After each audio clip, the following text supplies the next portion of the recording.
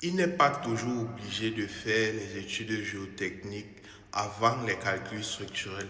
Oui, beaucoup ne le savent pas, mais c'est possible de pouvoir définir la profondeur de notre fondation souhaitée et de pouvoir faire les calculs structurels à travers cela, définir la surface de nos semelles et après déterminer la capacité portante nécessaire à cette profondeur-là pour nos semelles à travers la formule sigma est égal à F divisé par A.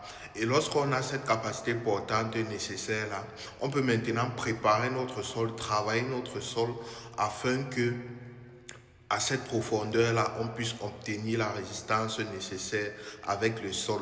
Et ça peut passer par euh, on peut passer par plusieurs méthodes pour pouvoir obtenir la capacité portante à cette profondeur-là.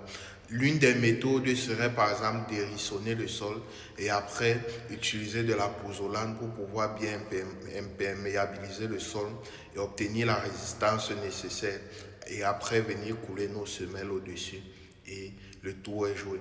Donc ne pensons pas toujours qu'on va toujours dire c'est obligé de faire les études géotechniques. Si on ne fait pas les études géotechniques, on ne peut pas faire les calculs structurels.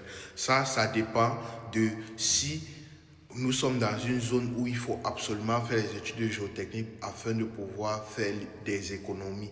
Mais dans une zone marécageuse, par exemple, où on sait déjà que c'est presque impossible d'obtenir la résistance nécessaire en fonction du poids de notre bâtiment, on peut juste faire les calculs structurels et après déterminer la capacité portante du sol en fonction de cela.